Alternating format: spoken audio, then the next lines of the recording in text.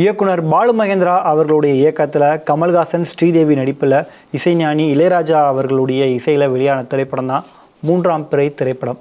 1982ஆம் ஆண்டு பிப்ரவரி 19ஆம் தேதி இந்த திரைப்படம் ரிலீஸ் ஆச்சு. இப்போ நம்ம 2024 இருக்கோம். 42 வருஷம் ஆச்சு இந்த படம் ரிலீஸ் ஆகி. தமிழ் சினிமா வரலாற்றிலேயே ஒரு அழிக்க முடியாத ஒரு மிகச்சிறந்த திரைப்படம். அதாவது தேட்டரில் உட்காந்துருக்கிற பார்வையாளர்கள் படம் முடிஞ்ச பிறகு ஒரு 2 நிமிஷம் அப்படியே சைலண்ட்டாக உட்காந்து அந்த படத்தோட தாக்கத்தில் இருந்துட்டு வெளியே போகிறாங்க அப்படின்றது சாதாரண விஷயம் கிடையாது. அப்படி பார்வையாளர்களுக்கு ஒரு மிகப்பெரிய தாக்கத்தை ஏற்பட்ட திரைப்படங்களில் மூன்றாம் பிறை திரைப்படம் ஒரு முக்கியமான திரைப்படம். பாலு மகேந்திரா அவர்கள் இந்த படத்தை டைரக்ட் பண்ணியிருப்பார். ஸோ இந்த படம் பார்த்தோன்னா சில சுவாரஸ்யமான விஷயங்கள் தான் இப்போ நம்ம பார்க்க போகிறோம். ஆக்சுவலாக இந்த படத்தினுடைய கதை, அதாவது ஷோபா அவர்களுடைய மறைவுக்கு பிறகு தான் இந்த படம் வருது. நடிகை ஷோபா இறந்த பிறகு பாலு மகேந்திரா அவர்கள் 2வது மனைவியாக ஷோபா அவர்களை கல்யாணம் பண்ணியிருந்தார். ஸோ அவங்க பிரிஞ்ச பிறகு எடுக்கிற படம் அப்படின்றதுனால அவங்களோட தாக்கத்தினால தான் இந்த படத்தை எடுத்திருக்காங்க அப்படின்றது நிறைய கருத்துக்கள் வந்துட்டு இருந்தது. நிறைய பேரும் அதை சொல்லி கேள்விப்பட்டிருக்கோம். பட் அதனால் முற்றிலும் உண்மை இல்லை அப்படின்ற மாதிரி தான் சொல்லப்பட்டது. ஆக்சுவலாக ஷோபா அவர்கள் 1980 தற்கொலை பண்ணிக்கிறாங்க. இந்த படம் 82 வருது. ஸோ படமாக்க எல்லாருக்குமே கனெக்ட் ஆச்சு. ஓகே, அவருடைய பிரிவு தாங்க முடியாமல் தான் பாலு மகேந்திரா அவர்கள் இந்த படத்தை டைரக்ட் பண்ணுறாரு அப்படிங்கிறது. பட் ஆனால் இந்த படத்தை தயாரித்தது யாருன்னு பார்த்தீங்கன்னா சத்யஜோதி ஃபிலிம்ஸ், தியாகராஜன் அவர்களுடைய முதல் திரைப்படம், அவங்க ப்ரொடக்ஷனில் வரக்கூடிய முதல் திரைப்படம் தான் இந்த மூன்றாம் பிறை திரைப்படம். அவரே ஒரு பேட்டியில் சொல்லியிருப்பார். ஆக்சுவலாக இந்த படத்தினுடைய கதையை ஷோபா அவர்கள் இறக்கிறதுக்கு முன்னாடியே பாலு மகேந்திரா கிட்ட சொல்லியிருக்காரு. ஸோ நாங்கள் அதை பிளான் பண்ணலாம் பண்ணலை, இது யதார்த்தமாக பண்ண ஒன்று தான் அப்படின்றத அவரே சொல்லியிருக்காரு. பட் இருந்தாலும் இந்த ஒரு கதை இன்னமும் ஓடிக்கிட்டே தான் இருக்குது. இந்த படத்தில் கமல்ஹாசன், ஸ்ரீதேவி, கமல்ஹாசன் சீனு அப்படின்ற கதாபாத்திரத்தில், ஸ்ரீதேவி அவர்கள் விஜி அப்படின்ற கதாபாத்திரத்தில் நடிச்சிருப்பாங்க. ஆக்சுவலாக இந்த படத்தினுடைய கதை எல்லாருக்குமே தெரியும். சும்மா இருந்தாலும் திரும்ப ஒரு வாட்டி நான் உங்களுக்கு ரீவைன் பண்ணுறேன். விபத்தில் அடிபட்ட பிறகு ஸ்ரீதேவி கதாபாத்திரம், அதாவது விஜய் கதாபாத்திரம் எல்லாத்தையுமே மறந்துடுவாங்க. சீனு தான் அவங்கள எடுத்துகிட்டு அதை கூப்பிட்டு வீட்டில் வச்சு ஒரு குழந்தை மாதிரி அவங்கள பார்த்துட்டு இருப்பாங்க. சீனு ஒரு ஸ்கூலில் ஆசிரியராக ஒர்க் பண்ணிகிட்டு இருப்பார்.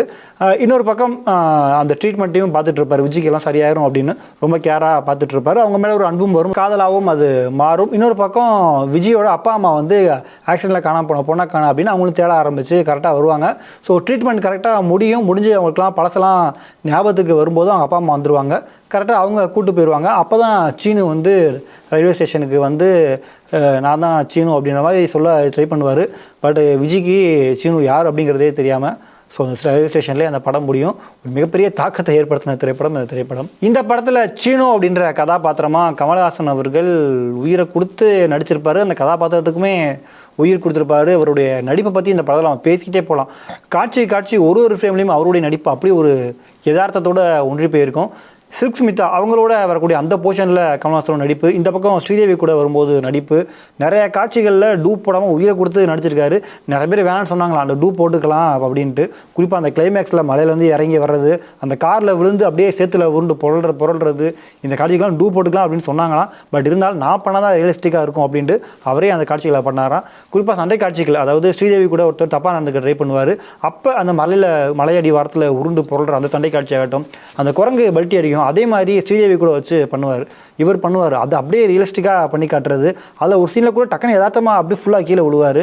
கிளைமேக்ஸில் அந்த பில்லரில் ட்ரெயின் சீன், அந்த ரயில்வே ஸ்டேஷனில் பில்லரில் இடித்து விழுந்து கால் உடஞ்ச மாதிரியே போகிறது அப்படின்னு அவருடைய நடிப்பை பற்றி இந்த படத்தில் நம்ம பேசிக்கிட்டே போகலாம். அப்படி ஒரு பெர்ஃபார்மராக தன்னை இந்த படத்தில் நிரூபிச்சிருப்பார். அதுக்கு மட்டும் ஒரு பெர்ஃபார்மர் தான். அவரோட நடிப்பு எல்லா படத்துலையும் நம்ம சொல்லலாம். இந்த படம் அவருடைய நடிப்பில் ஒரு மிகச்சிறந்த படம். ஸோ இந்த படத்தில் ஹீரோயினா ஸ்ரீதேவி, அந்த விஜய் கதாபாத்திரத்தில். ஆக்சுவலாக இந்த ஸ்ரீதேவி இந்த படத்தில் நடிக்கிறதுக்கு முன்னாடி ஸ்ரீபிரியா அவங்க தான் இந்த கேரக்டரில் நடிக்க வேண்டியது, அதாவது விஜய் அப்படின்ற கதாபாத்திரத்தில். பட் ஸ்ரீபிரியா அவங்களால சில காரணங்களால் நடிக்க முடியல. படம் ஹிட் ஆகி மிகப்பெரிய வெற்றி அடைஞ்ச பிறகு ஸ்ரீபிரியா சில வருடங்களுக்கு பிறகு பேட்டி கொடுத்துருந்தாங்க. அதில் என்ன சொல்லியிருந்தாங்க பார்த்தீங்கன்னா, வரலாற்றிலே அழிக்க முடியாத ஒரு முக்கியமான படத்தை நான் மிஸ் பண்ணிட்டேன் அப்படின்னு அவங்களே கொஞ்சம் ஃபீலிங்ஸாக சொல்லியிருந்தாங்க. இந்த பக்கம் கமல் அவர்கள் எப்படி கஷ்டப்பட்டு ஒரு யதார்த்தமாக நடிப்பை கொடுக்குறாரோ அதுக்கு ஈக்குவலாக ஸ்ரீதேவி அவர்களுடைய நடிப்பும் ரொம்பவும் யதார்த்தமாக நடிச்சிருப்பாங்க. ஸ்ரீதேவி நடித்ததுலேயே அவங்களோட நடிப்புக்கு மிகச்சிறந்த உதாரணம் ஒரு படம் அப்படின்னா கண்டிப்பாக அதில் நம்ம மூன்றாம் பிறை படத்தை சொல்லலாம். அப்படியே அவங்க தத்ரூபமாக யதார்த்தமாக எந்த விதமான செயற்கைத்தனமும் இல்லாமல் நடிச்சிருப்பாங்க. சில்க் ஸ்மிதா அவங்களுடைய கேரக்டர் வடிவமைக்கப்பட்டது கொஞ்சம் சர்ச்சையாக பேசப்பட்டது. அப்போ அதாவது ஒரு வயதான கணவருக்கு கல்யாணமாகி எந்த விதமான இன்பமும் அனுபவிக்க முடியாமல் இருக்கிறவங்க, ஸோ ஸோ கமல்ஹாசன் அவர்கள்ட்ட இவங்க பழகுற விதம் வந்து படம் பார்க்கும்போது கொஞ்சம் அது நிறைய பேருக்கு அப்போ புரிஞ்சிக்க முடியாதனால கொஞ்சம் முரணாக தெரிஞ்சது. பட் அந்த ஒரு வேதனையை வந்து பாலு மகேந்திரா அவர்கள் அவங்க சில்க் கதாபாத்திரம் மூலமாக எல்லாம் பதிவு பண்ணியிருப்பாங்க. குறிப்பாக இளையராஜா அவர்களே பேக்ரவுண்ட் ஸ்கோரு சுக்மிதா கதாபாத்திரத்துக்கு நிறைய இடத்துல அவங்க எவ்வளோ கஷ்டப்படுறாங்க அப்படின்ற ஒரு வேதனையை வந்து சொல்லாமல் சொல்லியிருப்பாங்க. பட் சுக்மிதா அவங்களுடைய வாய்ஸ் டோன் தான் ஒரு மாதிரி கொண்டு போயிருப்பாங்க. அதை மட்டும் கொஞ்சம் தவிர்த்திருக்கலாம் அப்படின்னு சொல்லப்பட்டது. இப்போ நம்ம இந்த லியோ திரைப்படம் பார்த்துருப்பீங்க எல்லாரும். அதில் அந்த ஹைனா அப்படின்ற ஒரு அனிமல் வரும், அதுக்கு சுப்பிரமணி அப்படின்னு விஜய் பேர் வச்சிருப்பாரு. இதுக்கெல்லாம் விதை போட்டது வந்து 3ஆம் படை திரைப்படம் தான். இந்த திரைப்படத்தில் அந்த நாய்க்கு வந்து சுப்பிரமணி அப்படின்னு தான் பேர் வச்சிருப்பாங்க. ஸோ அதுக்கு பிறகு நிறைய திரைப்படங்களில் நாய் அப்படின்னால அதுக்கு சுப்பிரமணி அப்படின்னு தான் பேர் வைப்பாங்க. ஏன் தமிழ்நாட்டில் நிறைய வீடுகளில் கூட நாய்களுக்கு சுப்பிரமணி அப்படின்ற பேர் வைக்கிற வழக்கம் வந்து இந்த திரைப்படத்துக்கு பிறகு வர ஆரம்பிச்சது. கண்ணே கலைமானே இந்த பாடல் இல்லாமல் இந்த படம் வந்து ஃபுல்ஃபில் ஆயிருக்காது. கண்ணதாசன் அவர்கள் எழுதின கடைசி பாடல். இந்த பாடல் எழுதினதே கொஞ்சம் சுவாரஸ்யமான நிகழ்வு தானா. அவர்கள் உடல்நிலை சரியில்லாதப்ப எழுதினது. ஆக்சுவலாக இந்த படத்தில் இந்த பூங்காற்று உருகுதே அந்த பாடலும் கண்ணதாசன் அவர்கள் எழுதினது தான். ஆக்சுவலாக கண்ணதாசன் அவர்கள் வந்து பாலு மகேந்திரா, இளையராஜா, அப்புறம் உதவியாளர் ஒருத்தர் இருக்கார். ஸோ இவங்களை வச்சுட்டு தான் அந்த பாடல் எழுதுறாரு. கண்ணதாசன் சொல்ல அந்த அசிஸ்டன்ட் டைரக்டர் வந்து அந்த வரிகளை எழுதுறாரு. நிறைய பல்லவி அவர் போட்டு கொடுக்குறாரு. இளையராஜாவுடைய டியூனுக்கு ஏற்ற மாதிரி கடைசியில் அவர் ஒரு வரியை செலக்ட் பண்ணுறாரு. கண்டிப்பாக அந்த பாடல் மிகப்பெரிய ஹிட் ஆகும், காலத்தால் அழிக்க முடியாமல் இருக்கும் அப்படின்னு இளையராஜா சொல்கிறாரு. அதே மாதிரி இந்த பாடல் உருவாகி இப்போ வர பலருடைய இதயத்திலையும் ஒரு ஆல் டைம் ஃபேவரட் சாங், ஒரு நல்ல மெலடி சாங் அப்படின்னா இருக்கக்கூடியது இந்த கண்ணே கலைமானே பாட்டு தான். படத்துலையும் இந்த பாட்டு 2 வருஷன் வரும். ரெண்டுமே யேசுதாஸ் தான் பாடியிருப்பார். கிளைமேக்ஸில் அந்த ரயில்வே ஸ்டேஷனில் எல்லாம் முடிஞ்ச பிறகு வரக்கூடிய பாடல். கண்டிப்பாக அந்த பாடல் கேட்டு அழுகாதவங்க யாருமே இருக்க மாட்டாங்க. இளையராஜா அவர்கள் இந்த படத்துக்கு இசை பேக்ரவுண்ட் ஸ்கோரில் நிறைய இடங்களில் கவனிக்க வச்சுருப்பாரு. அதே மாதிரி பாடல்களும் பல வெரைட்டி கொடுத்துருப்பாரு. கண்ணே கலைமானே இது ஒரு வெர்ஷனாக இருக்கும். பூங்காற்று புதிதானது அது ஒரு வெர்ஷனாக இருக்கும். பொன்மேனி உருகுதே ஜானகி அம்மா பாடியிருப்பாங்க. அது கொஞ்சம் வித்தியாசமாக அந்த பாட்டும் கவனிக்க வச்சது. வானமெங்கும் தங்க அப்படின்ற ஒரு பாட்டு வந்திருக்கும். அந்த நரிக்கதை அப்படின்னு கமலும் ஸ்ரீதேவி அவர்களும் பாடுவாங்க, அதுவும் கவனிக்க வச்சுருக்கோம். ஸோ இந்த மாதிரி வெரைட்டியாக கொடுத்து இந்த படத்தில் கவனிக்க வச்சுருப்பாரு. இந்த படத்தினுடைய இன்னொரு மிகப்பெரிய ப்ளஸ் பாயிண்ட் என்ன அப்படின்னு பார்த்தீங்கன்னா, இந்த படத்துக்கான அந்த கதைக்களத்துக்கான அந்த லொக்கேஷன் ப்ளஸ் டிஓபி அதுவும் பாலு மகேந்திரா அவர்கள் தான். ஸோ அந்த லொக்கேஷனே இந்த படத்துக்கு ஒரு அழகான கட்டமைப்பை உருவாக்கியிருக்கும். அந்த ஒரு ஃபீலுக்கு நம்மளை கொண்டுட்டு போயிருக்கும். குறிப்பாக கேமரா ஆங்கிள் நிறைய இடங்களில் கவனிக்க வச்சுருக்கோம். அதுக்கு நிறைய உதாரணங்கள் சொல்லலாம். குறிப்பாக கிளைமேக்ஸில் யாரும் இல்லாமல் நம்மளை அனாதையாக விட்டுட்டு போயிட்டாங்களே, நான் தனியாக இருக்கேன் அப்படின்ற மாதிரி இந்த ரயில்வே ஸ்டேஷனில் கமல் அவர்கள் மட்டும் நடந்து வர்ற ஒரு சீன். வேறு யாருமே அங்கே இருக்க மாட்டாங்க. அந்த கிராமம், அந்த ரயில் ரோடு, அந்த ஸ்டேஷன், அவ்வளோதான். ஸோ அதோட அந்த படத்தை முடிச்சிருப்பார். ஃபிலிம் பை பாலு மகேந்திரா வந்துட்டு ஒரு மிகச்சிறந்த உதாரணம் இந்த படம். அதாவது சினிமாவுக்கு வரணும், நடிப்பு கற்றுக்கறணும், இந்த ஆர்ட்டை கற்றுக்கறணும் அப்படின்றவங்களுக்கு இந்த திரைப்படம் ஒரு மிகச்சிறந்த உதாரணமாக இருக்கும். படத்தினுடைய கிளைமேக்ஸ்லேயே நம்ம நிறைய விஷயங்கள் இருக்கும், நிறைய ஹிடன் டீட்டெயில்ஸு, நிறைய விஷயங்கள் நம்ம அதில் கற்றுக்கலாம். அதில் ஒரு காட்சியில் அழகாக கன்வே பண்ணியிருப்பார் பாலு மகேந்திரா அவர்கள். அதாவது மனநலம் பாதிக்கப்பட்ட விஜயை சீனு வந்து க்யூர் பண்ணிடுவார், மருத்துவ முறையில் சரி பண்ணிடுவார்.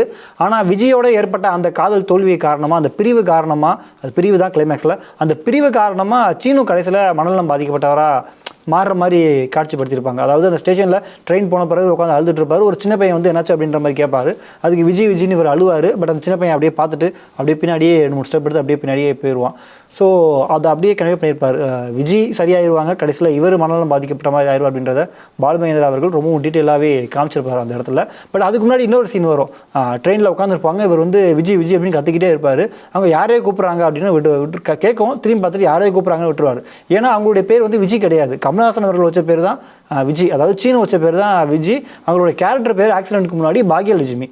ஸோ வந்து யாரே கூப்பிட்றாங்க அப்படின்ற மாதிரி தான் விட்டு போயிடுவார். ஸோ இதுக்கான டீட்டெயில்ஸ்லாம் வச்சிருப்பார். இன்னொன்று அந்த ஸ்டேஷனில் வந்து டக்குன்னு ஏறி போய் அவங்கள சொல்லிட முடியாதா எல்லாத்தையும் அப்படின்னு கேட்பாங்க. பட் ஒரு ட்ரெஸ் எப்படி இருக்கும், அங்கே ஒரு எலெக்ஷன் கட்சி கூட்டம் மாதிரி ஒரு தலைவர் கிளம்புவார் அப்படின்னு அவரை வழி அனுப்ப அவ்வளோ கூட்டம் இருக்கும். கடைசி வரைக்கும் கிட்டக்கே போக முடியாது, ட்ரெயின் மூவ் ஆகும்போது தான் அவரால் போக முடியும். ஸோ இந்த மாதிரி நிறைய விஷயங்களை அந்த இடத்துல கன்வே பண்ணியிருப்பார் பாலு மகேந்திரா அவர்கள். கமல்ஹாசனுடைய நடிப்புக்கு கண்டிப்பாக இந்த படத்துக்கு விருது கிடைக்கும் அப்படின்னு எல்லாருமே எதிர்பார்த்தாங்க. அதே மாதிரி படத்துக்கும் கிடைக்கும், எல்லாருக்குமே கிடைக்கும் அப்படின்னு எதிர்பார்த்தாங்க. பட் அதே மாதிரி இந்த படத்துக்கான தேசிய விருதில் கமல்ஹாசன் அவர்களுக்கும் ஒளிப்பதிவாளர் இயக்குனரும் ஒளிப்பதிவாளருமான பாலு மகேந்திரா அவர்களுக்கு விருது கிடைச்சது. ஸ்ரீதேவி அவர்களுக்கு விருது கிடைக்கல. இது ஒரு மிகப்பெரிய பேசு பொருளானது. ஸ்ரீதேவி அவர்களுக்கும் கண்டிப்பாக விருது கொடுத்துருக்கணும். ஏன்னா அவங்களோட நடிப்பும் இந்த படத்தில் கண்டிப்பாக முக்கியமான ஒன்று, பாராட்டப்பட வேண்டிய ஒன்று. இப்படி நடிப்பாங்களா அப்படின்றது யாருமே எதிர்பார்த்துருக்க மாட்டாங்க. அவங்களுக்கு பெர்ஃபார்மன்ஸ் அவ்வளோ ரியாலிட்டியாக இருந்தது. அவங்களுக்கும் விருது கிடைச்சிருக்கணும் அப்படின்னு தான் பேசப்பட்டது. பட் அவங்களுக்கு விருது கிடைக்கல. பட் இந்த ஃபிலிம்ஃபேர் விருதுகள், தமிழ்நாடு அரசினுடைய சிறந்த விருது, அது வந்து ஸ்ரீதேவி அவர்களுக்கும் கிடைச்சது பாலு மகேந்திரா அவர்கள், கமல்ஹாசன். குறிப்பாக அந்த படத்தில் பாடின ஜேசுதாஸ் அவர்களுக்கும் ஜானகி அவர்களுக்குமே விருது கிடைச்சது. இப்படி பல விருதுகளை வாங்கி இந்த படம் இப்போவும் காத்தால் அழிக்க முடியாத ஒரு மிகச்சிறந்த படமாக இருக்குது. ஸோ படம் ரிலீஸ் ஆகி இன்னையோட 42 வருஷம் ஆச்சு. ஸோ இந்த படம் பற்றின உங்களுடைய பார்வை என்ன? இந்த படத்தில் உங்களுக்கு ரொம்பவும் பிடிச்சிருந்த ஒரு ஃபேவரட்டான சீன் என்ன அப்படிங்கிறத மறக்காமல் கீழே கமெண்ட் பண்ணுங்கள்.